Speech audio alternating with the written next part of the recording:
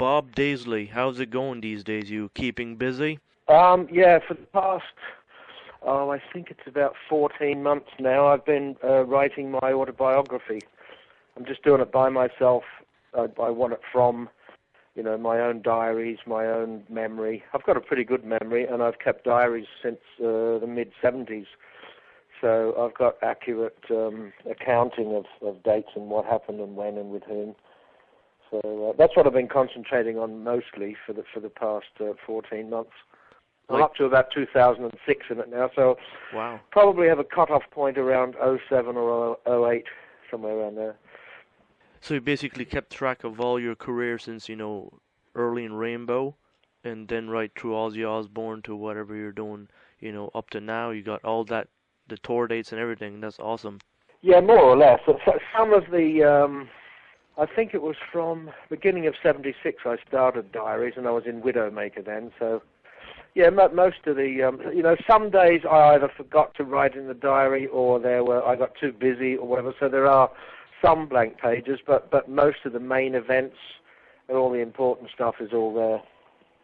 So do you keep basically track of, your recordings also, if you manage to get some, audio concerts and all that stuff recorded on cassette? I've got some stuff. I've got a few shows of Gary Moore, and I've got some Rainbow rehearsals. I've got Uriah Heep writing sessions. What I have got is of interest is the all the writing sessions for Blizzard of Ozz and Diary of a Madman with Ozzy, me, and Randy, and then after we found Lee Kerslake, because the initial stages of the Blizzard of Ozz, as it was called. Was just Ozzy, me, and Randy. And then we began writing and auditioning drummers at that stage. So I've got tapes of us, writing that stuff. And then I've got some other stuff from later after Lee joined when we started writing Diary of a Madman. I've got tapes of all that as well. Whether I'll ever get something like that released is another thing, because as you're probably aware, I'm not exactly pally with the Osbournes anymore, so... But, there might be a way, we'll see. So basically, all these audition tapes you're talking about is prior to Lee Kerslake, and it'd be like, other drummers on this? Well, we had one guy that was a friend of Ozzy's who was a sort of a roadie and a gopher, and he played drums, so some of the stuff is him filling in for us, just to keep a beat. I mean, he was an average drummer, he wasn't great, so, but he was good enough to, carry us through while we were writing stuff. And I've got some demos from a studio before we had Lee. We had a drummer that we thought might be all right, and he was in the band for a week or two, but he didn't work out, so he's on those demos. Yeah, a lot of the stuff is the guy that was the roadie drummer. But after that, it's all Lee Kerslake. Do you have names for these two guys you're talking about? Spencer was the roadie who played drums, and the other one was Dixie Lee, and he was from a band called Lonestar. So he played drums on the demos that we did. He was in the band just for a couple of weeks, but it didn't work out. It was... still not quite right until we found Lee Kerslake. Those are names you don't hear often. Yeah. Well, I think the band Lone Star were fairly well known in England. I don't know about elsewhere, but they were fairly well known there.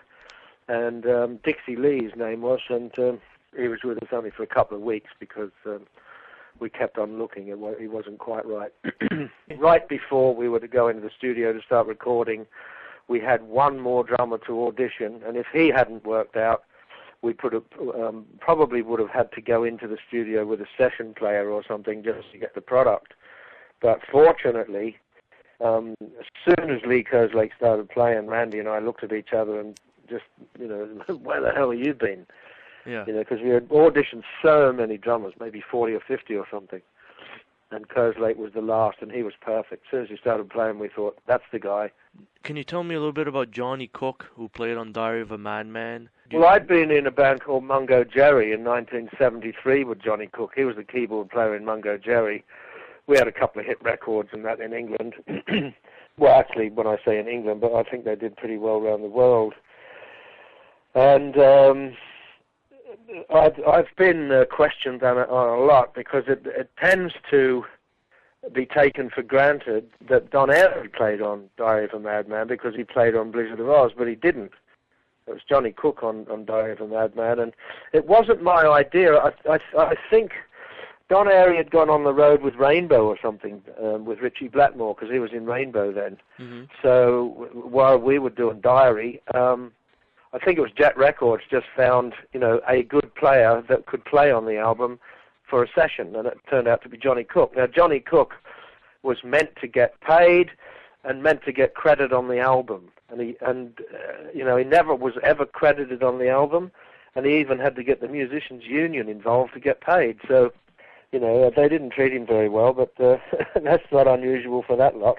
When was the last time you seen Johnny Cook? Funnily enough, last year I was in London in October, and Johnny and I got together. It was only brief. It was he came round to the hotel I was in, and we went to the there's like a hospitality floor in the hotel I was in, and we sat and had a tea and a chat and all that. I think we had a bit of lunch together as well. So I saw him probably for a total of about 2 hours, and it had been the first time I'd seen him for many years. So, but that was last October that I saw him, and I get emails from him from time to time where we exchange emails. And can you tell me a little bit about what we would have heard on Ozzy Osbourne's stage? Regardless, with bass amplifiers you'd be using at that time. In those days, I would have been using an Ampeg SVT head, a vintage one, probably early 70s, and either one or two 8x10 Ampeg cabs. And I mostly in those days used my 1961 slab board Precision.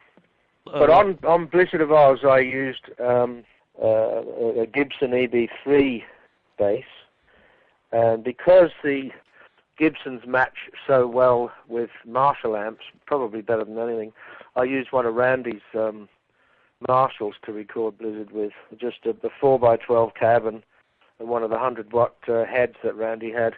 Basically clean out of the channel, like just take the Marshall signal and plug into your bass, and that'd be great. Just mic'd, and I don't like to use DI. There may have been a little bit of DI mixed in with it, but I prefer amp sound, just mic'd amp sound, so it would have been that. And with a Gibson EB3 bass through the Marshall, you can get a nice sort of growl out of it if you drive it a bit hard, So, but I didn't use any effects or anything.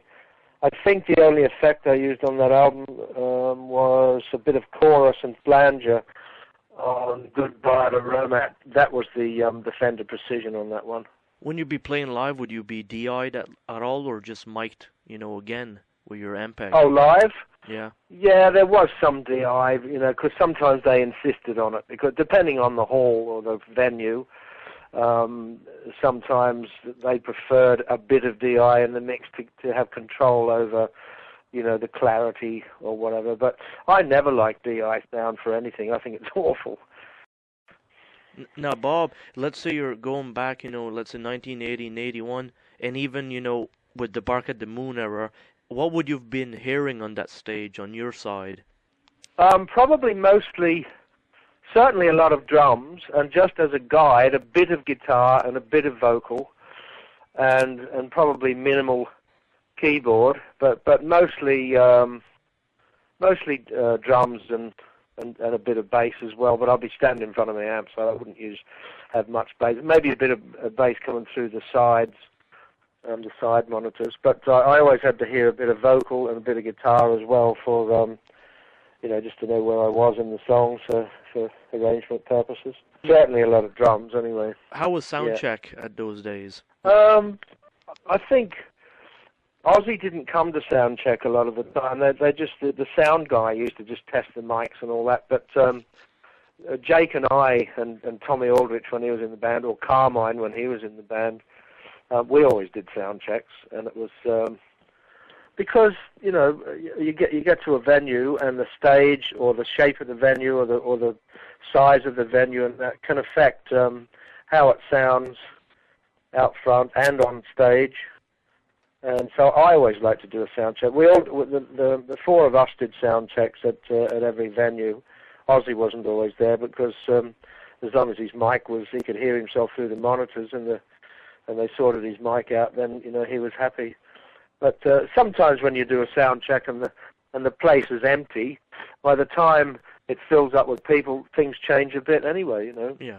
Do you ever play around and play Randy Rhoads' guitars, backstage? Did I? Yeah. Oh, I probably had a bit of a play of, I think that Cream Les Paul he had, I messed about on that a bit at Ridge Farm when we were recording, and maybe tried out a little bit when he got the Jackson and the other ones, but not a lot, Well, I'm not really a guitar player, and I probably tried them out as far as I can remember. Nothing more than you remember out of playing those guitars? Oh no, I'm not a feature guitar player. I started on guitar when I was about 13, but by the time I was 14, I was playing bass, and I didn't want to do anything else. So, I've never really called myself a guitar player. I knew a few chords, and I learnt the basic rudiments of music on guitar. But once I'd started to play bass, by the time I was 14, that's all I wanted to do. Now, Bob, your autobiography, when do you suspect this will come out? Actually released, I'm not sure, because although I'm getting towards, the home stretch as far as writing the first draft, once that's completed, then I'll have to go back to the beginning and go through everything again, which is another time-consuming, thing to do. I'll have to, edit things or change things or correct things or whatever it is, proofread my own writing, and then I've got to go through photographs and have it set out for. So it could be later this year or it could be next year, but it'll be relatively soon. I've heard of other people writing books and they drag it on for years and years and years before they before they get it out there. But that's why I wanted to concentrate on getting it done and getting it out there, while I'm still alive. Any unreleased photos in this book you're doing? Oh yeah, there'll be stuff that people haven't seen before, of all sorts of bands. It's been a pretty interesting career and a pretty eventful life. So there'll be quite a few photographs that people haven't seen, and probably a lot of stories, anecdotes, and information that people didn't know about. So I'm sure reading through it, there's hardly a dull. Well, there's never a dull moment in it. Whether it's writing it myself, it sort of it stirs up a lot of old emotions and everything. And sometimes I'm typing away writing it, and I'm laughing out loud because it's a funny story I'm telling, or sometimes because it's a tragic thing I'm telling, I might be in tears as I'm writing. So. There's a lot of a broad spectrum of emotions in there as well. To write this book, are you typing it all the way, or are you just talking into a recorder first? No, I'm typing it all the way. And like I said, I did it myself. I wanted it from the heart, from my own memory, from my own diaries, and no one else involved. I don't like middlemen, and I mean some people have to do that because they can't write. But I'm pretty proficient in that side of things, and I don't have a problem stringing sentences together like some other people might, but they get somebody to do it for them, or they get a ghostwriter or a co-writer or whatever it is. But I was really particular about that. I really did want to do it myself. And this book's going to be sold online mostly? I don't know. I mean, hopefully it'll be in bookshops and online and my website, but all that information will come from my website when we know who's going to release it, how, and all the sources where people can get it. You're going to make a lot of Bob Daisley fans happy. Well, I hope so. Yeah. Well, that was one of the things that convinced me to do it. Was so many people said, "When are you going to write a book? When are you going to write a book?" And sometimes I'd do interviews and people say, I'd tell them a little story or a little, anecdote or a funny thing or a sad thing or whatever, and they say, "Oh God, you should put all this in a book." So that's, finally, after all this, I thought about it in the 80s, and then during the 90s I thought, I should get round to doing that. But, while I was thinking about it, other things of interest were happening anyway, so, they'll get all those as well. As I said, probably have a cut-off point around 07 or 08, so there'll be a lot of stuff in there. It's, but it was people saying that to me that sort of inspired me to do it. Well, I'm glad they told you that. It's an awesome idea. Really need one. Well, the other thing is other people have written books, and they're either blatant lies, or they're not very accurate, or they can't remember, and if you read Ozzy's book, it's just not accurate at all. But he says at the beginning, "Oh, this is my recollection from my fried brains because I did drugs and drank a lot and all that, and as far as I can remember, this happened and that happened, and this is how it happened." But it's his book is really inaccurate, let me tell you. When's the last time you ever seen Dixie Lee? Oh God, must have been in the 80s, I think. Jake became a bit of a recluse. He's I don't know. I tried to contact him a couple of times, and then I got an email address for him, and I wrote to that, and I didn't hear back. But most people I've spoken to have had the same experience, where they try to get in touch with him, and that he either doesn't want to know, he's lying low, or he's they don't get a reply or whatever. So I don't know. I always got on okay with Jake, and he's a good player. I thought he was a very good player.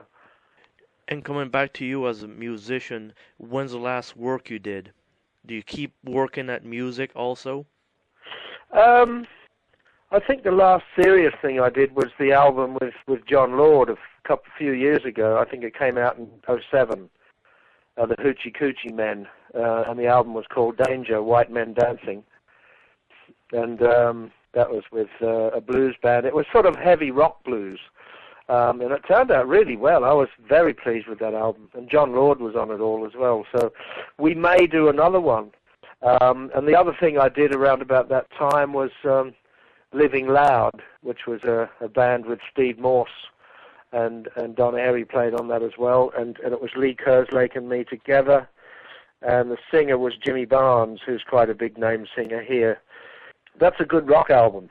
Yeah, and we did our own versions of some of the songs from Blizzard and Diary, because Lee Kerslake and I had talked about that for many years. Over the years, we thought, wouldn't it be nice to do our own tribute to Randy sort of thing, and do some of those songs and get other people to guest on them, various guitarists, various singers, a couple of different keyboard players. But as it turned out, the Living Loud thing became more like a band instead of a project, so it was just Steve Morse was on every track, Lee and I were on every track. Jimmy Barnes sang on every track, so it wasn't really a situation for guests to come in and do a couple of tracks or whatever, which was how it was originally planned. But once we started working together, with especially just Steve Morse, Jimmy Barnes, myself, and Lee Kerslake, we thought, no, it's just working too well to have anybody else come in, so we just kept it like that. And I was very happy with that album. It's a good rock album. I like Hoochie Coochie Men quite a bit. It's good stuff on there. Oh yeah, the John Lord stuff and yeah, that's good. I was really pleased with that too. Danger, White Men Dancing is I thought one of the better blues albums that I'd ever done. And do you figure, maybe in 2 years from now there would be another album written? Oh, that's a possibility. Yeah. I mean, it's difficult because Steve Morse and Don Airey are in Deep Purple, and they work a lot, all over the place. And Jimmy Barnes has got his solo career here. And plus, we're spread out everywhere. Steve Morse lives in Florida. Don Airey lives in England. Lee Kerslake lives in England. And Jimmy Barnes and I are here in Sydney, Australia. So it's a bit difficult to actually get together. But we'll try to get another window of opportunity at some stage to do another album, because that album, the first one we did, was received very well, and we had a lot of good feedback, and many people asking for another one. So So that would be a good idea to do one if we can. Let's say when you guys wrote that album, how did you guys get together to do this? Got all on a plane and meet somewhere? Yeah, that was the basis of it, yeah. Lee Kerslake and I flew from Sydney. Lee Kerslake flew from London to Florida. We met up at Steve's place. We stayed in a hotel where Steve lives and came to Steve's place each day and began. I mean, we didn't have much time. I think we had about 3 weeks or 23 days or something to do everything. And that was the only window of opportunity we had because everybody had to do other things. So we just had to work all day, every day, no days off, no time off. We got stuck in, and we, first of all, for the first 2 or 3 days, it was just Steve Morse, Lee Kerslake, and me. And then Jimmy Barnes came in, and Jimmy already had some lyrics written, which sped things up. And then when we'd done the basics of rearranging the Blizzard and Diary songs and writing some of our own new songs, we did the basic tracks in Florida, and then we flew to London, and we had, I think, 2 days to do all the keyboards with Don Airy. But he wasn't on every track. He was just on, I think, 5 or 6 tracks. So we got that done in the couple of days we had in London. And then we mixed it here in Australia later. The days of recording changed a lot throughout the years, wouldn't you say? Oh, certainly. Well, there's a possibility, I don't know how definite yet, but there's a possibility of maybe doing another Mother's Army album as well, with Jeff Watson and Joe Lynn Turner. Okay. And it'd be Ainsley Dunbar on drums. The first 2 Mother's Army albums, the first one was just Mother's Army, the second one was called Planet Earth, had Carmine and Peace playing drums, and then after Carmine went, we got Ainsley Dunbar. He's a great drummer, Ainsley. Love his playing. And that was called Fire on the Moon. So there's a possibility we might do a 4th album at some stage. We're looking at the possibility of this year, but that's another situation where Jeff lives in San Francisco, Joe lives in New York, I live in Sydney, and Ainsley lives, I think, in Nevada or somewhere. But we'll try and work out something and see if we can get together. I hope it works out for you, Bob. You got an incredible life, and the book, I'm sure, is going to be keeping you real busy. Oh, it is, yeah. I try to do a little bit every day, so or most days anyway. I can't do it every day, but that's why I've got quite a lot done in a reasonably short period of time. It's been 14 months, and I'm just coming up to I'm on the last chapter now. So, but like I said, I'll have to go through the whole thing again and tighten things up, make changes and correct things and edit things and reword things or whatever. So that's a bit of a job. But the actual book itself may be finished this year. Whether it'll be released this year or not, I don't know. But we'll just do it as much as we can when we can and get it out there. Bob, thank you very much again. Yep. Okay. All the best. Thanks for calling. We'll talk again soon. All right. Good day, and I'll have a good night. Yeah. Thank you. All right. All the best. Okay. Bye-bye. Bye-bye.